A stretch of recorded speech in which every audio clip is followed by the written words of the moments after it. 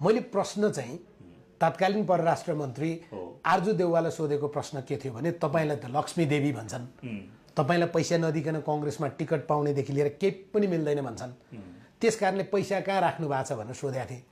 उहाँले मेरो पैसा भनेको ब्याङ्कमा बाहेक कहीँ छैन भन्नुभयो होइन।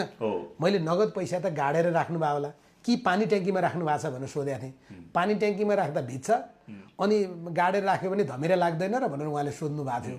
तर संयोग के परेछ भने उहाँले गाडेर राखेकै हालतमा पैसा झिकिएछ र धेरैले मेरो त्यो फुटेजलाई चाहिँ सेयर गरेको मैले देखेँ र कतिपयले के पनि भनेको मैले पाएँ भने तपाईँलाई त पहिल्यै थाहा रहेछ उहाँले पैसा गाडेको। तपाईँको यो अनुमान मात्रै थियो होइन राजेन्द्र सर? यो अनुमान होइन, यो छ भन्ने यहाँको। त्यो भन्दा पनि हामी एउटा चिज चाहिँ यत्रो वर्ष सार्वजनिक जीवनमा बसेको सूचनामा काम गरेको नाताले पनि म के भन्न सक्छु भने यी नेताहरूले जति पैसा अनाधिकृत रूपमा कमाएका छन् यिनीहरूले यो ब्याङ्कमा राख्न सक्दैनन्, किनभने ब्याङ्कले त स्रोत खोज्छ महेशजी। आज तपाईँले 10 लाख रुपियाँको चेक ब्याङ्कमा डिपोजिट गर्नुभयो भने त्यसको सोर्स चाहिन्छ।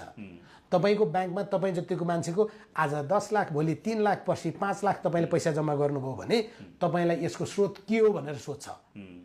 यिनीहरूले लाखका कुरा गर्दैनन्, यिनीहरू करोड र अर्बको कुरा गर्छन्।